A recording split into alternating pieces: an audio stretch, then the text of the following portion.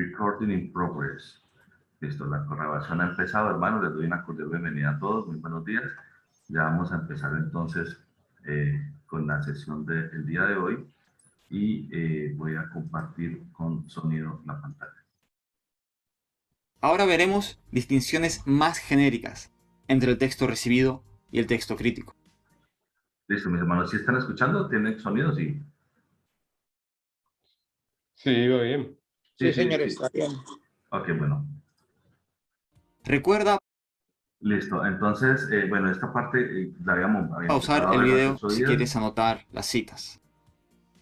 En pantalla tienes versículos en los que no hay omisiones, sino variantes textuales.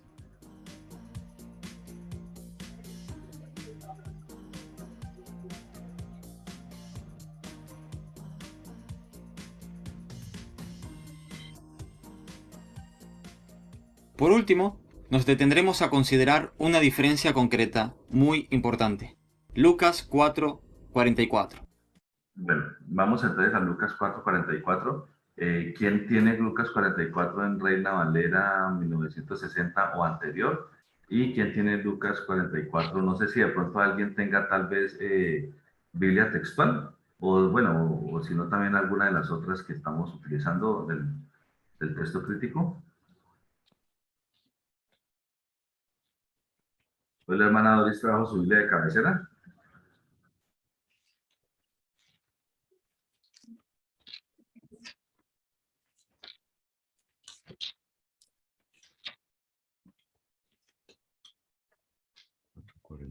Yo tengo la Reina Valera del 60, pero Lucas 4:44. Sí, señor. Ya lo leo, ya lo leo. Lucas 4:44. Aquí está. Lucas 4:44. Es cortiquitico. Sí. Y predicaba en las sinagogas de Galilea. Ok, y predicaba en las sinagogas de Galilea. Listo. Tengo Lucas, yo tengo, perdón, nueva traducción viviente. Sí, lea, hermano Weber. Así que siguió recorriendo la región, predicando en las sinagogas en toda Judea. En toda Judea. Ok. Uy, qué diferencia. Galilea, Judea. Toda Judea, Galilea son Galilea dos provincias diferentes. Haga de cuenta como Valle del Cauca y Tolima o no sé, algo así. Y tiene un asterisco. Judea tiene un asterisco. Y dice, algunos manuscritos dicen Galilea. Caramba. Desde el texto recibido se dice que Jesús predicó. Sí, porque el pueblo de Israel está dividido en provincias, ¿sí? Galilea, Judea, Samaria, ¿ya? Entonces, pues hay que ver qué pasa ahí con esas diferencias. Listo, hermano, adelante. Predicaba en las sinagogas de Galilea, pero desde el texto crítico dice que lo hacía en las sinagogas de Judea.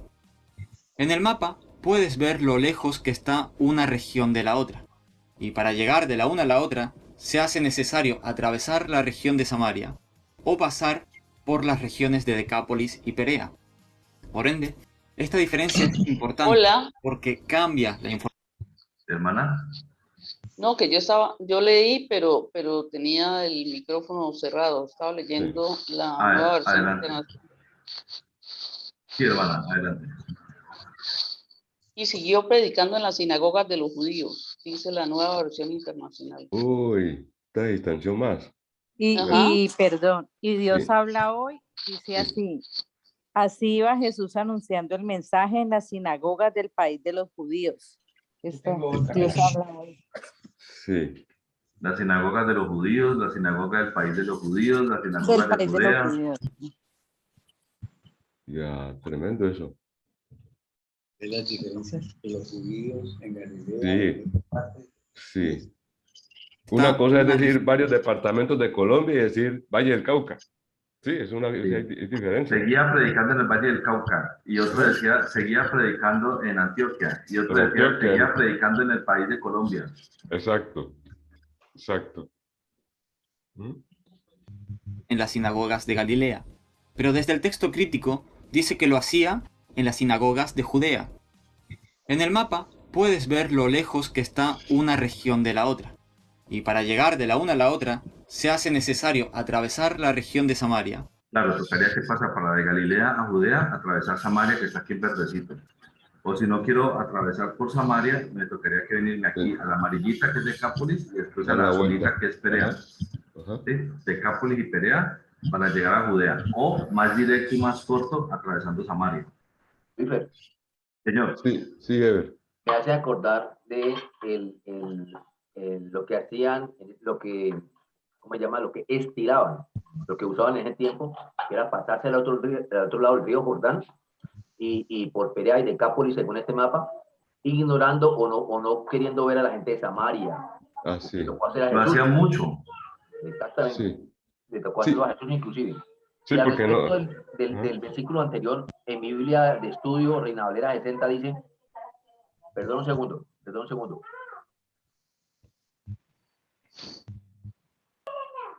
Dice, tengo un comentario aquí que dice, el versículo dice, y predicaba en las sinagogas de Galilea. Y abajo dice, con una observación, Judea abarcando todo el país. Lo estoy viendo complicado allí.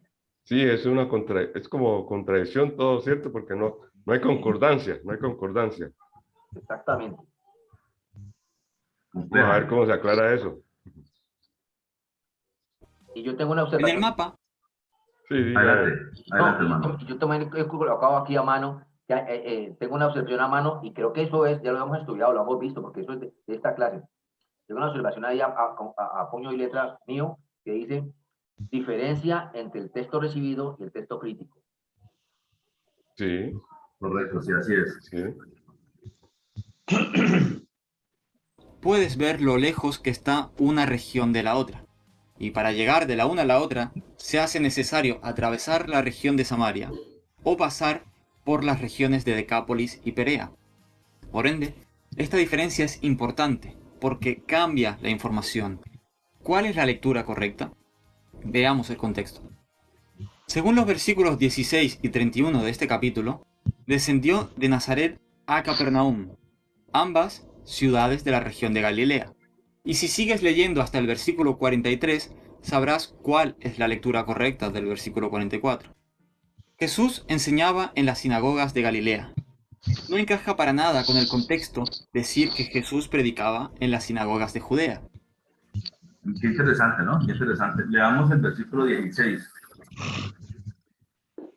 ¿Cómo dice el versículo 16? Mi hermano Ever, la hermana Doris, los que nos están apoyando. ¿El capítulo 4? Sí, señor, del 4, ajá. Del 4 y dice, en nueva traducción viviente. Tengo una lorita por aquí que me interrumpe mucho. Dice, 4:16 de Lucas. Cuando llegó a Nazaret, la aldea donde creció, fue como de costumbre a la sinagoga el día de descanso y se puso de pie para leer las escrituras. Exactamente, a Nazaret. O sea que ahí están hablando de que él se encontraba en Nazaret. Y después en el 31, ¿qué dice? Y el 31 dice, después Jesús fue a Capernaum, una ciudad de Galilea, y enseñaba en la sinagoga cada día de descanso. Exactamente, o sea, él estaba en Nazaret, ¿sí? Y después menciona que estaba en Capernaum.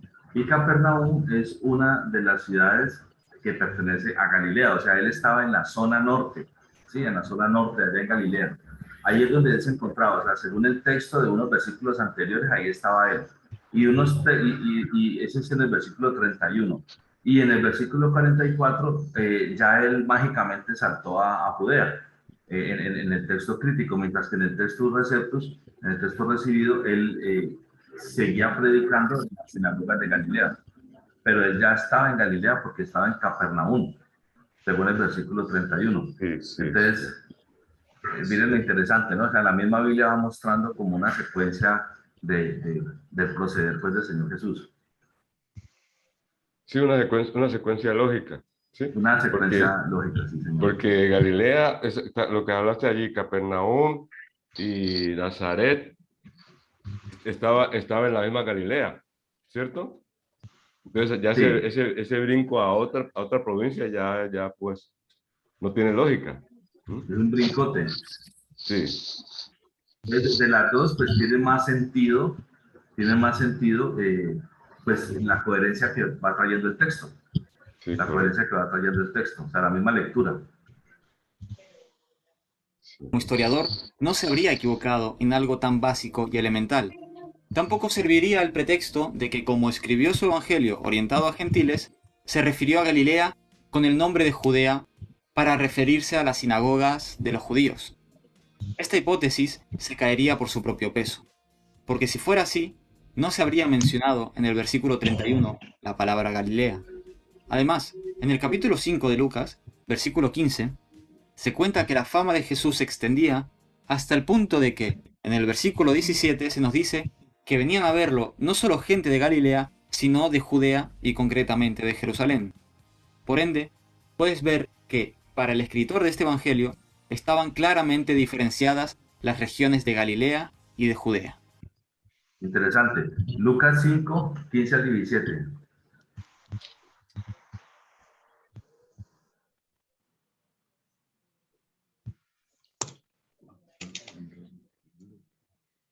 Lucas 5. Sí, señor. Lucas Bueno, 5, 15 al lo leo. 17. Sí, Lo leo. ya, hermano. Lo leo del 15 al 17. Dice,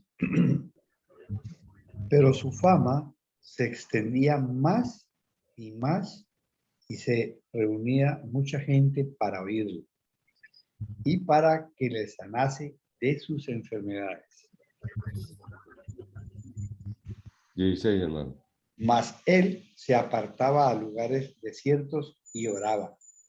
Y el 17. Aconteció un día que él estaba enseñando y estaba sentado los fariseos y doctores de la ley, los cuales habían venido de todas las aldeas de Galilea, de Judea y Jerusalén, y el poder del Señor estaba con él para sanar.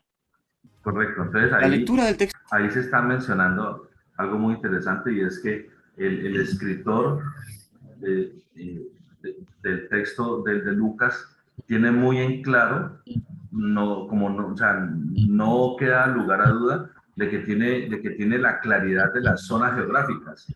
O sea, él tiene claro cuándo está hablando de Galilea, cuándo está hablando de Judea, cuándo está hablando de Jerusalén. O sea, él lo tiene claro, él no está confuso, él no está omnibulado ahí y le parece que decir uno es decir el otro, que es como una teoría pues que hay, que simplemente pues como que para él era casi que igual. No, no era igual, definitivamente no era igual, porque aquí en este texto se está mostrando con toda claridad que el mismo autor, ¿sí?, de Lucas está diciendo de manera muy explícita las diferentes regiones, los diferentes lugares. Entonces, pretender querer entender que fue simplemente que se confundió, pues no aplica, porque él la tenía clara. ¿Sí? Entonces, qué interesante, ¿no? Sí, hermano Luis Fernando, me parece muy importante esta observación que acabas de hacer, porque Lucas era un investigador. El Evangelio de Lucas nos está advirtiendo que él, todo lo que escribió era cierto, ciertísimo. Sí, dice, era un escudriñador de todos los acontecimientos, o sea que no se iba a confundir en decir, en nombrar Galilea, Judea o Samaria, lo que sea, no. Él precisó, esto es muy preciso, entonces no hay por qué esta controversia de que en otras versiones de la Biblia están sacándonos verdaderamente de la verdad del Evangelio de Lucas. ¿Cierto, hermano? Entonces eso es muy importante. Correcto. Entonces, miren cómo analizando los mismos textos bíblicos, o sea, se va viendo como cuál es la razón de ser, pues, del texto. El texto crítico produce un claro error en la narración. Y no solamente un error, sino también una contradicción con el pasaje paralelo del Evangelio de Marcos, donde Exacto. desde el mismo texto crítico y desde la Biblia textual 4, dice allí claramente que Jesús predicaba en ese momento por las sinagogas de Galilea. Oiga, esto sí está más bárbaro todavía porque hay un Sí, pasaje sí, paralelo en la misma Biblia. paralelo. Ujú. Entonces, vamos al pasaje paralelo, vamos a Marcos 1:39. Marcos 1:39.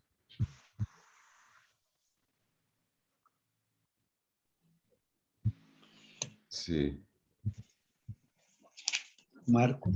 Marcos 1:39.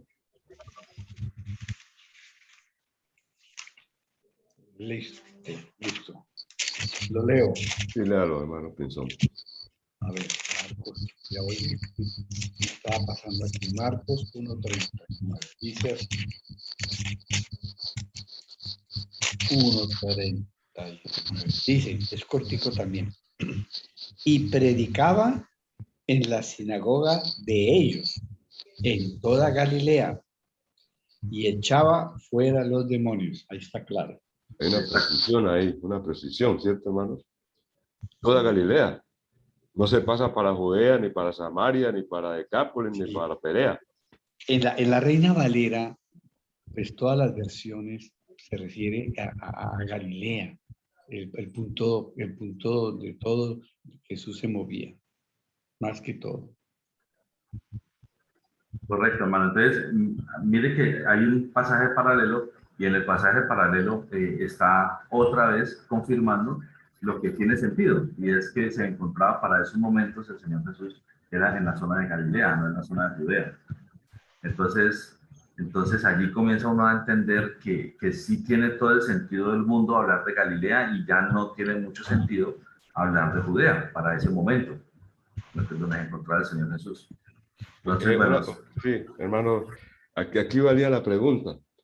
¿Qué argumentos pueden sustentar el que otras versiones, ¿sí?, del texto crítico sustenten de que, por decir algo, no es Galilea, sino que estaba en Judea a la vez o en Decápolis?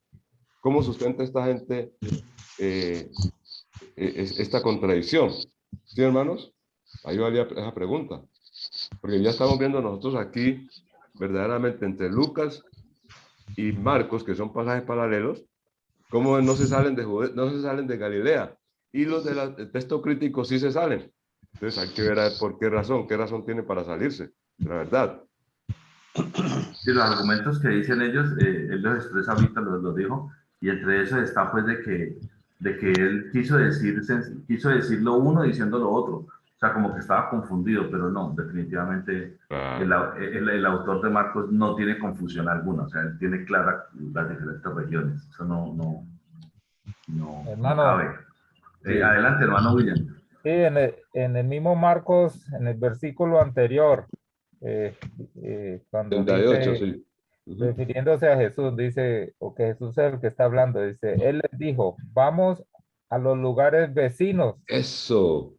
Para que predique también allí, porque para esto he venido, a los lugares vecinos, estando pues en la misma región, ¿no? Claro, hermano, muy bueno. Yo, hay precisiones bíblicas. Sí. Porque un lugar vecino no es usted pegar del Valle del Cauca para Tolima. No, ese no es el vecinito. Dentro del mismo departamento. Claro. Están en Cali, vamos a los lugares vecinos, pues vas a Mundí, va a Palmira, va a Jumbo. Jumbo, sí. Sí, ahí mismo, pero pues vámonos para los lugares vecinos, vamos para Chocó. No, pues, sí. Y acuérdese de esto, acuérdese que ellos andaban a pie, ellos no andaban en jet, ¿no? Ellos no cogían avión de un lado para otro, hermano. En esa época no existía ni la idea del avión. Sí, imagínese. Ok, excelente. En la lectura del texto recibido de Lucas 4:44 hay un texto lógico y preciso, y que además armoniza perfectamente, sin contradicción, con el paralelo de Marcos 1:39. Aunque por la gracia de Dios, la cantidad de manuscritos antiguos que se han descubierto sean un gran apoyo para mostrar la antigüedad y veracidad de la historia del cristianismo, sin embargo, desde la crítica textual se ha traído confusión por las diferentes lecturas que tienen en sus ediciones de texto griego debido a dar preferencia a estos manuscritos minoritarios. Realmente, desde ellos se narran los mismos hechos que desde los manuscritos mayoritarios reflejados en las traducciones de la Reforma, sin contradicción en los acontecimientos y en los personajes involucrados. Aún así, no es correcto, ni conforme a la verdad, afirmar que entre el texto recibido y el texto crítico las diferencias no sean algo importante, ya que sí importan. Y como... cuando nos quieren vender a veces la idea de que no pasa nada, eso no, no le presta atención, que eso no es nada, eso son cositas muy pequeñas, eso no, tranquilo que eso no afecta en nada, eso es todo lo mismo, no te preocupes por eso. Pues no es tan así, porque ya haciendo un estudio detallado, ya se comienza uno a dar cuenta pues que hay unas temáticas muy importantes que sí resultan afectadas, especialmente para el que está estudiando la palabra casi que de primera vez, o sea, el que recién está llegando a la palabra. El que puede ser muy versado y muy antiguo, de pronto no lo sufre tanto, porque si conoce bastante la palabra, puede ser que en alguno de los textos con donde está amputado una parte importante, va a otro texto donde sí lo menciona y donde todavía no está amputado. Entonces, digamos, un experto puede no afectarse tanto, pero una persona que recién está conociendo la palabra, sí, porque va a leer algo y lo va a leer incompleto y con esa idea se queda. Entonces, allí sí afecta muchísimo, ¿no? Especialmente por nuestros jóvenes que están empezando a conocer la palabra, y obviamente cualquier persona pues que llegue a los pies del Señor.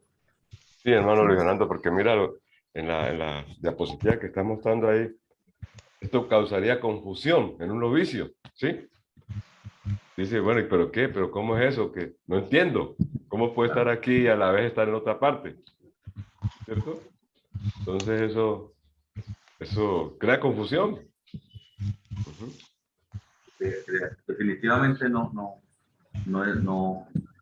es inocente y que no haya que prestarle ningún tipo de atención, y no, eso es lo mismo, no se preocupe. No, eso sí importa, eso sí tiene su consecuencia, en mayor grado, para mi parecer, en mayor grado para el nuevo, para la persona que está recién conociendo la palabra.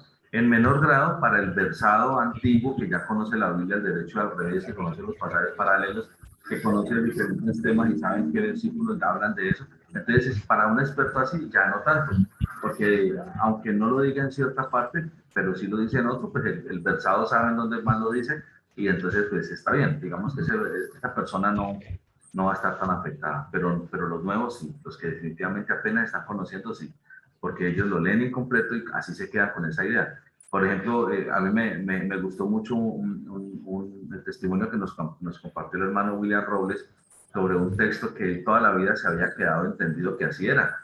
Y era, si no estoy mal, hermano William, corríjame, me parece que era en el que cualquiera que se enoje contra su hermano, algo así, me parece que era un texto, yo no sé si era ese, también me equivoco, que usted lo había leído cuando recién conoció el Evangelio, y se había quedado con una imagen de ese texto, y resulta que ya después, años después, ya entendió cómo era, pero durante mucho tiempo estuvo pensando que así era. No recuerdo si es ese, si no, eso es otro. No, pero... hermano Luis Fernando, fue el texto donde dice que primero le dijo, suban ustedes y después subo yo. Ah, sí. De la fiesta. Ajá. Ah, de la fiesta. Entonces el hermano se quedó allí como con la dudita de que ve, el Señor Jesús echaba su mentirita de vez en cuando, ¿no? Como que vean pues esta situación aquí rara, el Señor Jesús, le fueron las luces al Señor Jesús en ese momento.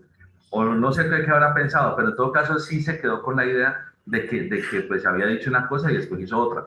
Y con eso se quedó durante un tiempo, no sé, años tal vez, ¿no?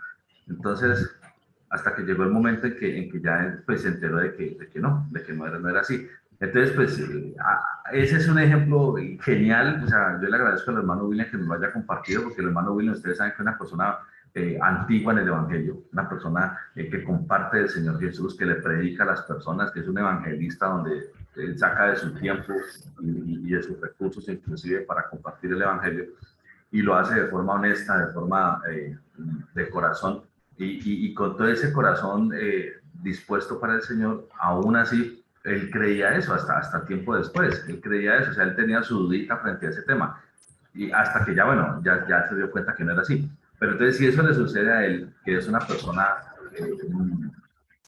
madura y conocedora de la palabra, bien como debe ser, ahora una persona recién conociendo de la palabra, recién enterándose, recién conociendo, recién leyendo, y que coja pues la Biblia la Biblia textual 4, dice, tengo la mejor, lo último, lo verdadero, los más antiguos. No, pobrecito, antes va a quedar más perdido. Entonces, bueno, ese es el punto, ¿no, hermanos? Fernando. Hermano Gildardo, adelante. Qué pena, no me gustan las dudas. Aquí aparece, no he entendido bien, los papiros escritos con la palabra conjunción encima. No entiendo el motivo. No le entendí, hermano. ¿Me repite, por favor? Aparece el mapita de los papiros viejos, de los escritos viejos, y la palabra conjunción. No sé por qué. En la diapositiva que estamos usando. Ah, en la diapositiva. Voy a devolver lo que ha comentado el hermano para que lo pueda volver a escuchar el pedacito. Son fragmentos. Sí. Armoniza perfectamente, sin contradicción, con el paralelo de Marcos 1:39.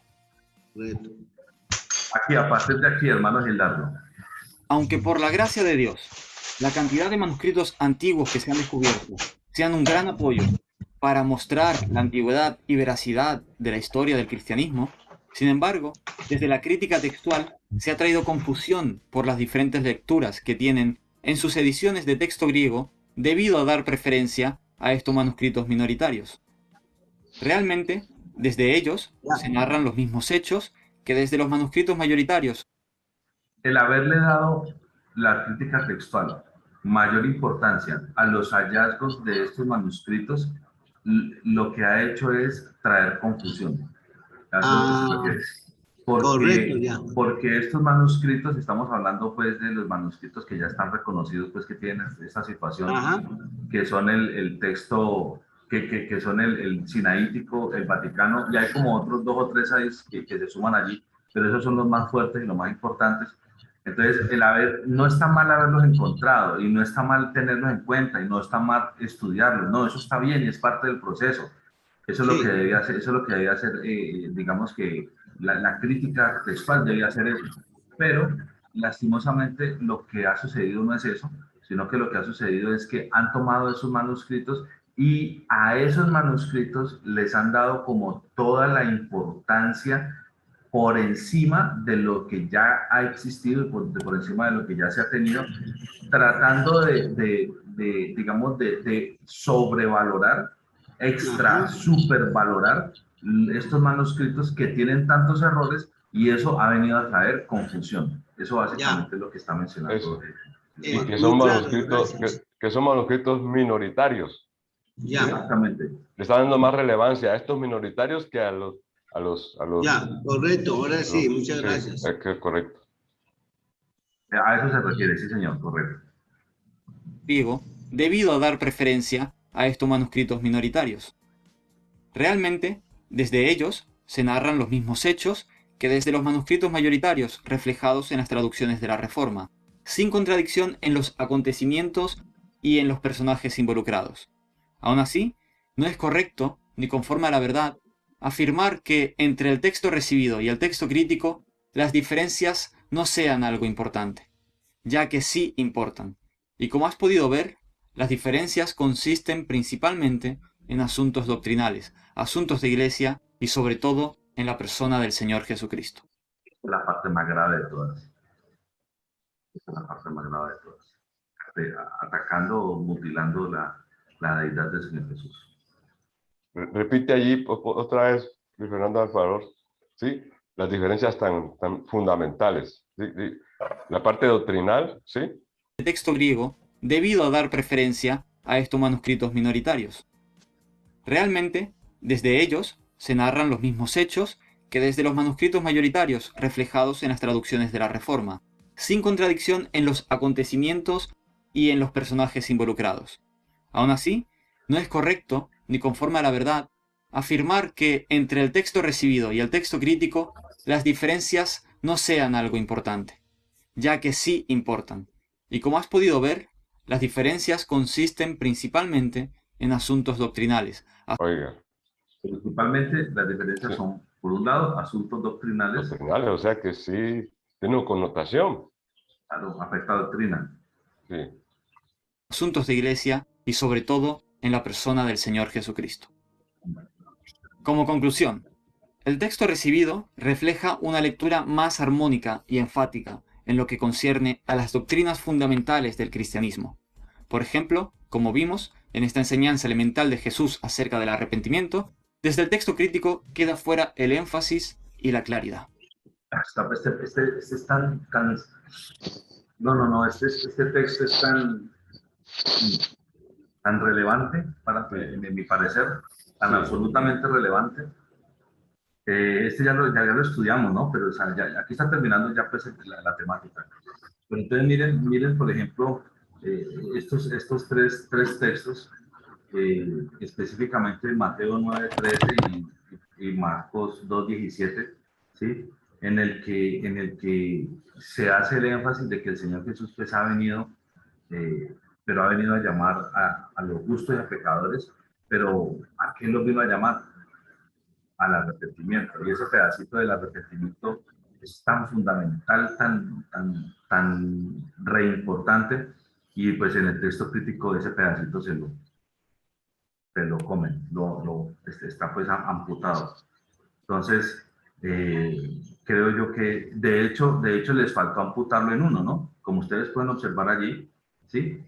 Allí están mostrando Mateo 9:13, están mostrando Marcos 2:17, en ambos lo amputaron, pero en Lucas 5:31-32, en ese no lo han amputado. No sería nada raro que en la próxima versión de la Biblia textual 5, por ejemplo, que sería la que seguiría, ya ahí tampoco esté. Y ahí sí ya lo quitan de todo lado. ¿Sí? Entonces, ahí sí ya se vuelve todavía pues, peor. Entonces, ese, por ejemplo, ese texto me parece a mí absolutamente crítico, pues, que se haya quitado allí. Ahí lo podemos leer, dice en el texto recibido en Marcos 9:13, dice, y aprender qué significa misericordia quiero y no sacrificio, porque he venido a llamar a justos, porque no he venido a llamar a justos, sino a pecadores, al arrepentimiento. En su homólogo del texto crítico, ir y aprender qué significa misericordia quiero y no sacrificio, porque no vine a llamar a justos, sino a pecadores. Y ya. Pero entonces lo vino a llamar a conformar un club social, a que hicieran unas reuniones y ya, pero sigan como van, que como van está bien, no hay que arrepentirse ni nada, no simplemente me engañarme en una reunión y ya, porque los he venido a llamar aquí para que se reúnan y punto. No, él sí los vino a llamar, pero vino a llamar fue a algo concreto, ¿sí? Él los vino a llamar fue al arrepentimiento. En Marcos 2:17 ahí también está, dice, y oyéndolo Jesús les dijo, los sanos no tienen necesidad de médico, sino los que están enfermos. No he venido a llamar a los justos, sino a los pecadores al arrepentimiento del nuevo. Del texto crítico, Marcos 2:17 dice, al oírlo Jesús les dice, los sanos no tienen necesidad de médico, sino los enfermos. No vine a llamar a los justos, sino a pecadores. Pero en ninguno de los dos textos dice a qué lo vino a llamar a los pecadores. ¿Vino a llamarlos a algo? No. Solo vine a llamarlos. Entonces, un pecador lee eso y dice, ay, me vino a llamar. Y bueno, chévere, yo puedo seguir al Señor Jesús, pero pues sin arrepentimiento y siguiendo en su pecado, en su vida de pecado. Esa no es la idea para lo que vino el Señor Jesús.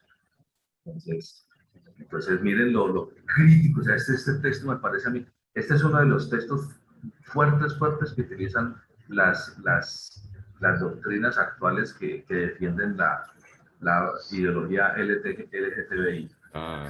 Tremendo. En las Biblias LGTBI, obviamente se basa en el texto crítico o biológico, que sí, porque pues en el texto recepto no cabría como. Entonces, y esos son textos, por ejemplo, que ellos predican fuertemente. Sí, el Señor vino a llamarlos como son, así como son, y no pasa nada. No, Él sí los vino a llamar así como son, pero no para que se queden como son, sino para proceder al arrepentimiento. Entonces, crítico, grave esos pedacitos que están amputando. En el único que no alcanzaron a modificarlo y a quitarle, que es el único que se salvó, es el de Lucas 5, 31, 32, que en el texto recibido dice, y respondiendo Jesús les dijo, los que están sanos no tienen necesidad de médicos, sino los que están enfermos. No he venido a llamar a justos, sino a pecadores al arrepentimiento. Así dice el texto reciente. Su equivalente al texto crítico, en Lucas 5, 31, 32, dice, respondiendo Jesús les dijo, los que están sanos no tienen necesidad de médico, sino los que están enfermos. No he venido a llamar a los justos, sino a pecadores al arrepentimiento. Les faltó, se les olvidó quitarle a ese. Ahí les quedó una colita que no le quitaron. ¿Sí? Ese se les escapó de las manos. Sí, pero no sería nada raro que en la siguiente versión ya tampoco esté. No ¿Se acuerdan de que les quedó por fuera? Eso. Se nos quedó por fuera en la siguiente versión ya lo quitan también. Entonces, grave, gravísimo. Yo no sé ustedes qué piensan, hermanos, pero para mí esto me parece peligroso. No, sí, mira cómo esto afecta a la doctrina fundamental. ¿Sí? La Biblia habla de la doctrina del arrepentimiento. Arrepentimiento, porque no se puede seguir por lo mismo. Entonces, ¿qué tal, pues, como tú explicabas ahora? Una persona, vamos a colocar el ejemplo de una persona que roba, mata y otras cosas. Entonces sigue robando y sigue matando y sigue haciendo porque no hay algo que soporte que debe arrepentirse, sino que siga haciendo lo mismo. ¿Qué tal, no? Tremendo. Hermanos, yo pienso que esta controversia entre el texto recibido y el texto crítico, pues el diablo saca ventaja de eso en últimas, porque pues, mucha gente de manera general pues rechaza la Biblia, no rechaza el texto crítico. Exacto. Rechaza principalmente la gente que no está interesada o que oye el evangelio cuando se le va a compartir. Ellos tienen en su mente eso de que la Biblia, que hay una confusión o hay una controversia y de entrada ya sacan la Biblia como elemento fundamental de cómo Dios nos habla a nosotros. Dicen, no, si eso lo escribieron hombres o sea, ahí se afirman más en esto de que, bueno, pues quitan a un lado lo que se llama la inspiración divina y dejan todo esto en manos de hombres, sí, o sea, de gente que quiere orientar el mensaje para, muchos hablan de lavar el cerebro y muchas cosas. O sea, la Biblia en últimas, sin importar quién la está traduciendo, es la que va perdiendo allí, ¿no? Aunque bueno, pues de todas maneras la gente anda buscando una excusa, pero pues lastimosamente se la estamos dando, ¿no? Es cierto. Sí, señor. Hermano, usted me hace recordar ¿se acuerdan de Herodes? Que Juan el Bautista le trancó y le dijo, y Morcho le predicó, le dijo, no te es lícito tener la mujer de tu hermano. ¿Ya? ¿Qué tal? ¿Qué tal que no la predicó? Y por eso acuérdense que lo mandó a matar, lo decapitaron. ¿Qué tal que Juan el Bautista, no, tranquilo, no, siga como va, usted está bien así con la mujer del hermano, de su hermano? ¿Qué tal, hermanos? ¿Ah? Sí. No. Eso, a mí me desafía mucho eso en mi vida, lo que hizo Juan el Bautista. Es muy desafiante para los cristianos de hoy en día, bueno, y para los de todos los tiempos. Pero hoy cuando están normalizando desde el gobierno tanta cosa, poniéndolo como lícito entre ellos, entonces sí, Juan el Bautista nos desafía mucho en esa parte. Sí. Y predicaba la doctrina del arrepentimiento. Claro, claro, fundamental. No sé si el hermano Eber tenga algo que comentarnos acerca de este tema. Sí, varias cosas me vienen a la mente y una me carga todavía y me duele. Alguna vez que estaba joven y llegó un tío que vivía mucho tiempo en Medellín, aunque de aquí vivió allá, estuve mucho tiempo en comunicación. Y yo que estaba compartiéndole, me acuerdo mucho, él estaba como mal, él estaba en depresión y no económicamente, ¿sabe? Como que estaba mal, él estaba fallando a su esposa y yo me acuerdo que yo estaba compartiendo y compartiendo, me deleité un día compartiendo de cosas lindas y finalmente él se quedó como callado y al final me dijo una cosa que me dolió mucho. Me dijo, mijo, yo creo que la Biblia la escribieron los hombres. Me dolió porque entonces yo pensé, él está esperando que Dios sea el que escribió con su puño y letra en español, pues la que él conoce, el libro que él conoce. Entonces me siento cargado por dos cosas claves. Uno, porque me faltó estar más pendiente de él. Me faltó, no sé, ilustrarlo más, me faltó, no sé, me faltó enseñarle más y decirle, claro, la Biblia la escribieron los hombres, con la voluntad del Señor, con la intención del Señor, con la bendición del Señor, con la aprobación del Señor, mostrando lo que él quería, mandándonos un mensaje. Me faltó decirle todo eso, yo no sé, no me entendió. Y lo siento mucho porque a los pocos días él se suicidó. Ay, caramba. Tenía problemas con su esposa y él se echó a robar por allá con la novia, por allá en Medellín, por Matasanos, se echó a robar por allá en un carro y eso me dolió mucho. Inclusive, él le compró un seguro, mi hermana vendía seguros y le compró un seguro de vida a mi hermana, eso estaba programado ya, planeado. Entonces me duele mucho la falta de conocimiento de mucha gente a ese punto, que es gravísimo, a un punto extremo, que no encuentran salida, que no encuentran esperanza. Y estas personas, me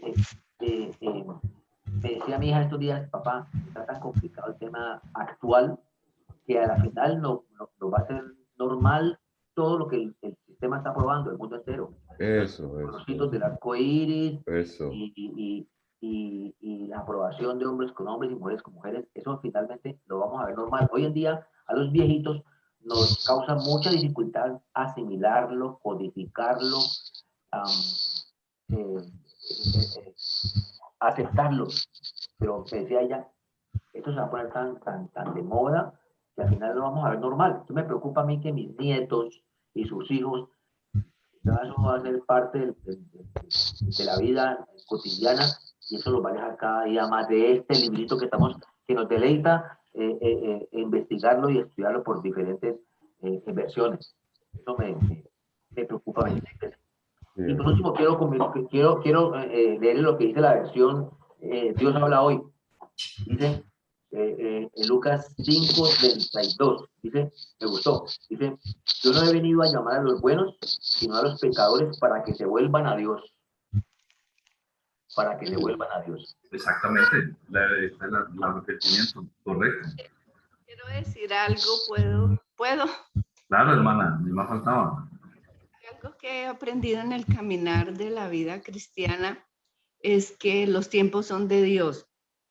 Ha habido momentos en que el Señor, si Dios hubiera tenido dentro de sus planes, Él tiene los planes para todos, pero hubiera tenido los planes de que Él recibiera la palabra, le había dado la palabra al hermano Carrillo con denuedo y la había podido compartir.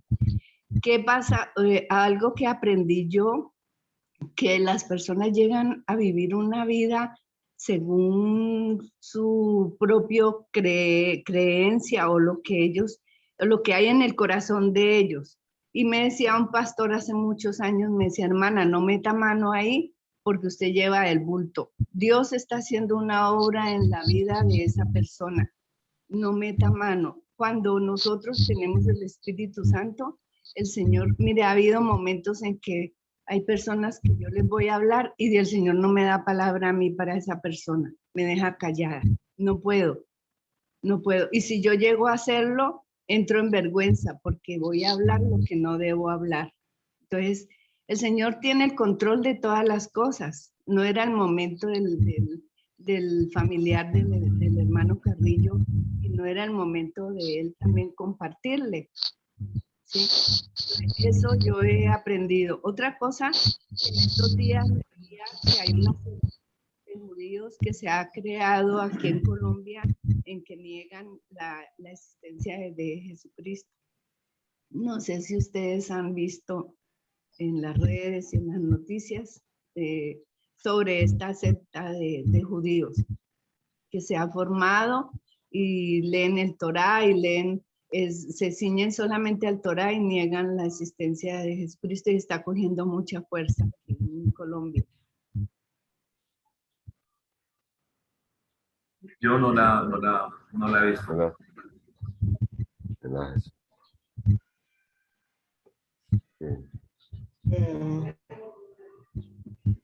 Se le fue la voz a la hermana. Yo no llegué. Amanda. Eran las dos que quería decir. Está bajito el volumen, hermana Amanda. Ah, pero sí me escucharon lo que les dije. Sí. Sí, ya terminé lo que quería compartir nomás. Gracias. Bueno, hermano. Muchas gracias. Bueno, quería decir referente a este tema que cuando vemos la historia de la iglesia y nos entramos y vemos videos, estudiamos, vemos que a través de los tiempos el evangelio se ha permeado de una u otra manera. Esto no es nuevo para nosotros, veremos más cosas. Cada día vamos a verlas más, como el Señor dijo, que aún los escogidos se apartaban. Y vemos cómo las malas interpretaciones bíblicas, las personas las cogen y al no hacer lo que ellos quieren, porque es que buscan a un Dios a su manera, no un Dios centrado en lo que dice la palabra de Dios. Pero la persona que hay ese anhelo, ese deseo por la palabra va más allá, escudriña, busca, investiga, pero la palabra ya no lo había dicho. Estaba leyendo en Judas y Judas 3 dice: amados, por la gran solicitud que tenía de escribirlos acerca de vuestra común salvación, me ha sido necesario escribirlos, exhortarlos, que contiendan ardientemente por la fe que ha sido una vez dada a los santos, porque algunos hombres han entrado encubiertos, los que desde antes habían sido destinados para esta condenación. Desde antes habían sido destinados para esta condenación. Hombres impíos que convierten en libertinaje la gracia de nuestro Dios y niegan a Dios, el único soberano, y a nuestro Señor Jesucristo.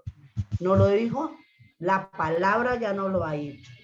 Ya no lo hago, pero nosotros hay veces el no leer, el no estudiar la palabra, eso nos lleva a eso. Y por eso mucha gente, vemos cuando salimos a evangelizar, cuando vemos, y sobre todo a mí personalmente, que me gusta mucho evangelizar en los lugares donde están los drogaditos, me fascina ir, y ve cuánta esa gente tiene la palabra. ¿Cuánta gente de ella tiene la palabra? Que aún han sido pastores, aún han sido líderes, unos de buena familia y otros. ¿Qué ha pasado? Porque están en ese lugar si tenían la verdad. Ahí dejo abierta la pregunta y cada uno debe preguntarse, ¿qué pasó? Entonces, de verdad que es muy necesario, pero vemos que la palabra nos lo ha dicho, nos lo ha anunciado. Estas son cosas que a mí no me aterran porque la palabra lo está y hace muchos años fue escrita la palabra y la palabra está y nos lo han mostrado. Estos sucesos que viene habiendo en el país, en los países, en los gobiernos, ya el Señor nos lo había anunciado. Entonces estar firme y en lo que está en lo posible nosotros hacer lo que es bueno, lo que es correcto, que la palabra de Dios siga siendo esa lámpara, esa luz en nuestro caminar para las personas que están a nuestro alrededor, guiarlas de la manera correcta, a nuestros niños, nuestros jóvenes, y con renuevo llevar la palabra con temor y temblor. Esa es mi opinión. Uy, hermana. ¿Puedo decir algo? Hermana Marta nos aterrizó. Eso es profético.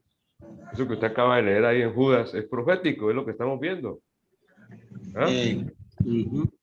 Dice, ¿Puedo decir algo? Sí, dice, ya te doy la palabra, Gildardo. Dice, porque algunos hombres han entrado encubiertamente. Oiga, ¿sí? Estos de la crítica textual son unos, encubiertamente. los que desde antes habían sido destinados para esta condenación. Mire, ya está profetizado. Hombres impíos que convierten en libertinaje la gracia de nuestro Dios y niegan a Dios, el único soberano, y a nuestro Señor Jesucristo. ¿Qué más queremos? Están negando la verdad de Dios. La doctrina fundamental. Listo, hermanos. Gracias, hermana Marta.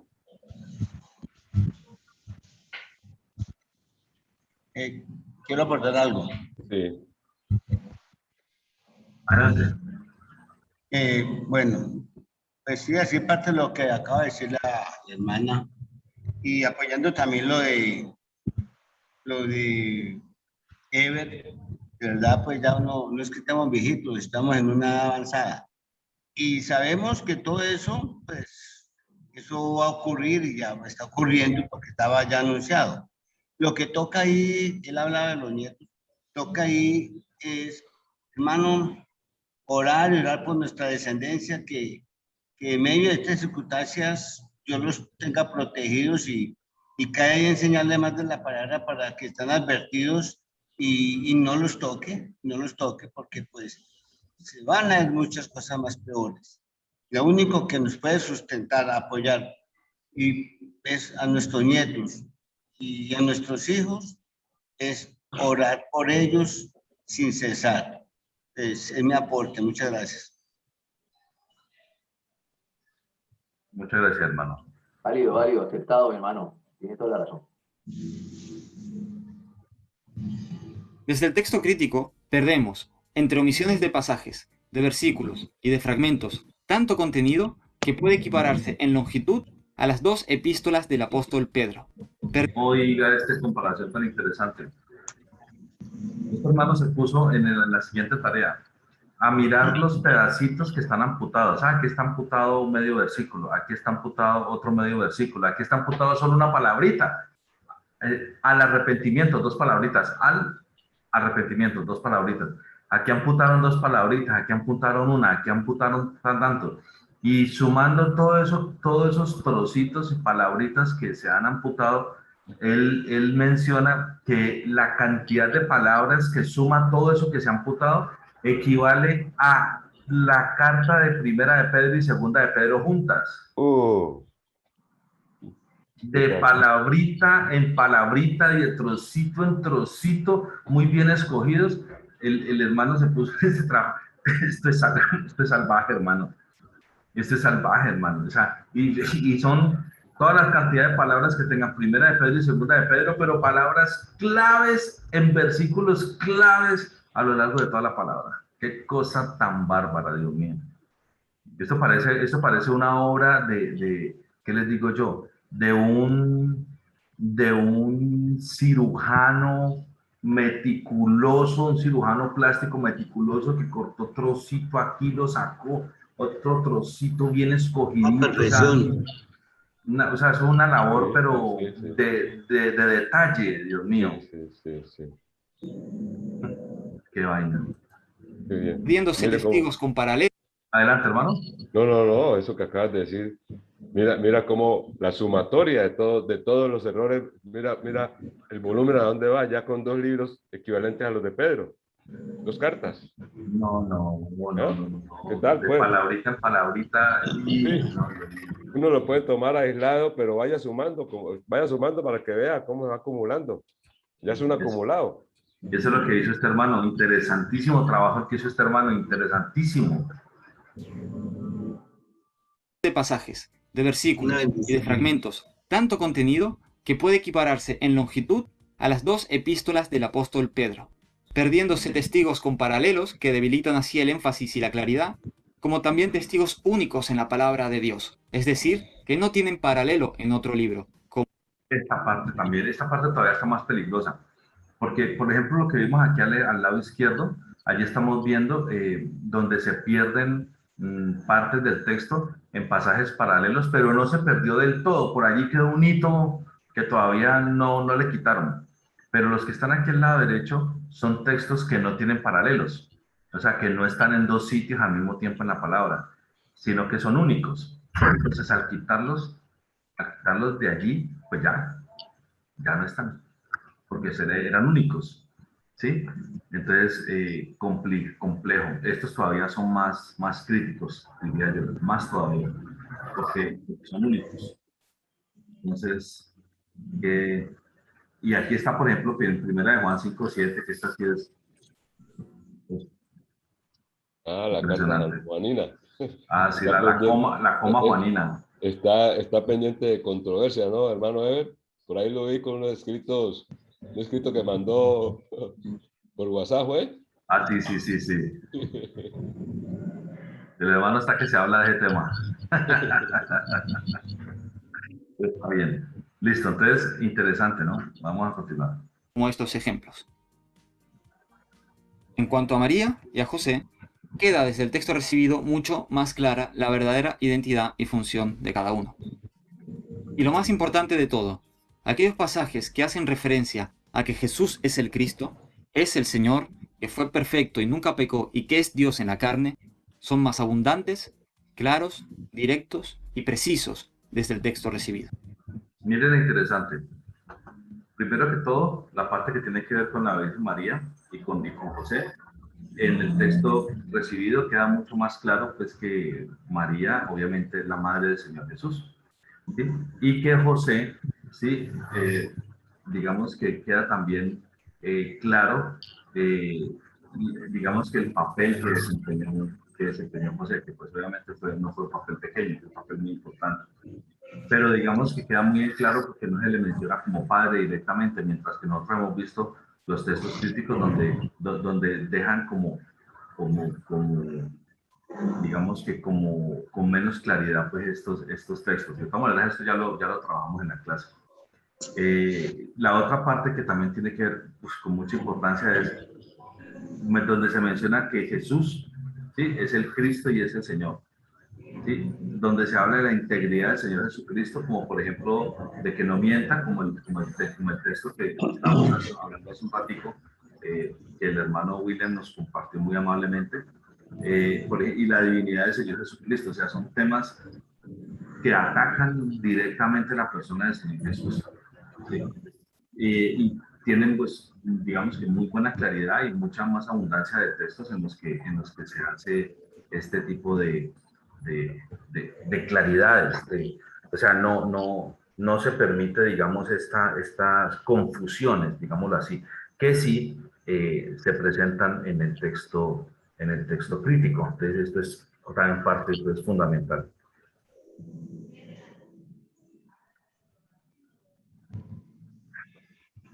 Desde el texto crítico ocurre todo lo contrario, no solo disminuyendo la gloria del Señor Jesús, sino que incluso pone en serios aprietos su integridad y pureza. También, desde el texto crítico se cometen errores geográficos, como el caso que vimos de Lucas 4:44, entre otras cosas. Este paralelo es brutal. Mientras que el texto recibido exalta estos temas, el texto crítico disminuye, ¿sí? el señorío del Señor Jesús, la divinidad del Señor Jesús, ¿sí? Y que Jesucristo es Jesús y es el Señor. También pone en integridad, se pone en duda la integridad del Señor Jesús, como por ejemplo cuando estuvo mintiendo, o cuando se deja como de entredicho lo que el Señor que no cumple, o sea, que iba a ir y que no fue, o también en otra parte donde al quitar esa parte importante de que dice que cualquiera que se enoja contra su hermano sin razón alguna, o, ¿sí? Entonces está para juicio. El Señor Jesús se disgustó, pero se disgustó con razones poderosas, fuertes. Entonces, todos esos tipos de textos ponen en duda la integridad del Señor Jesús en el texto crítico, en las lecturas que vienen de las Biblias del texto crítico. Y pues lo último de los errores geográficos, como el que acabamos de ver de Galilea y de Judea. Hermano, no sé si sería importante que leamos estas citas bíblicas que tenés aquí en esta diapositiva. Hagámoslo, sí, hermano. Lucas 23:34, el otro es ¿qué? Juan. Primera de Juan 5:7. Hechos 8:37 y Lucas 22:43. A ver qué pasa ahí. Hagámoslo. ¿Quién nos colabora entonces, hermanos? Arranquemos con la primera, Lucas 23:34.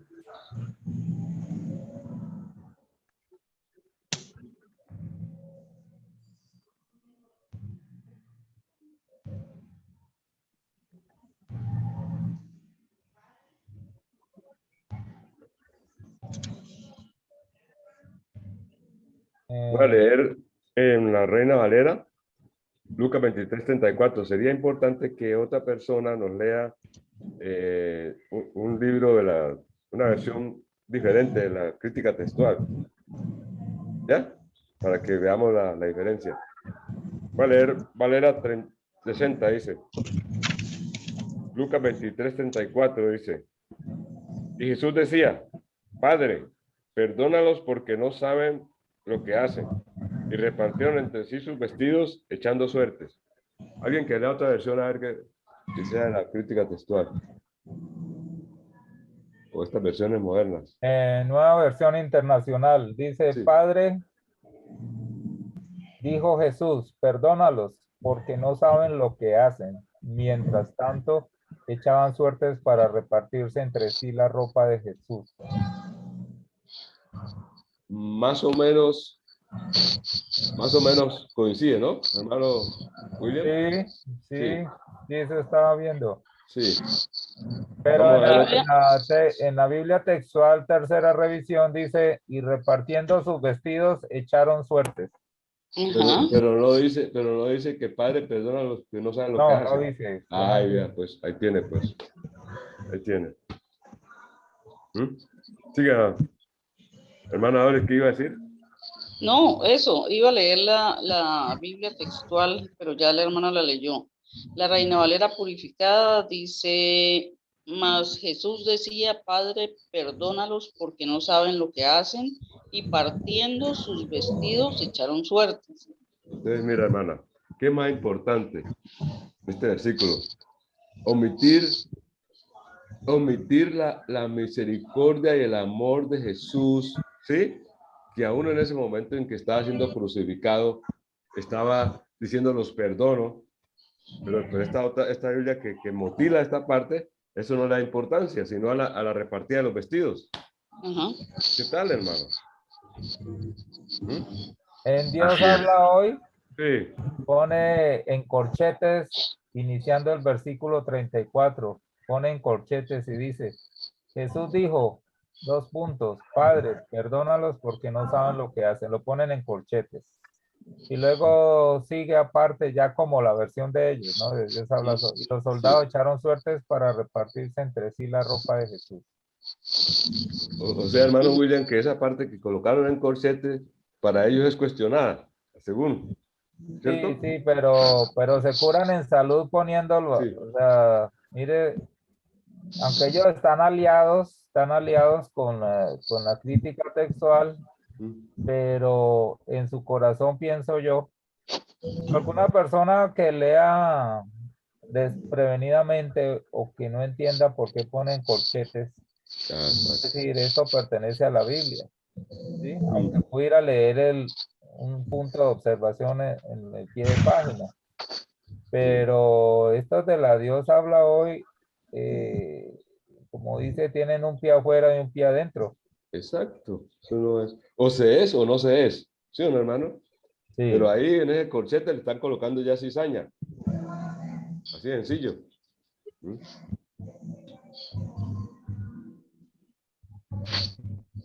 Listo, hermanos. Digamos ahí con la otra de otros versículos, hermano. A ver qué dicen.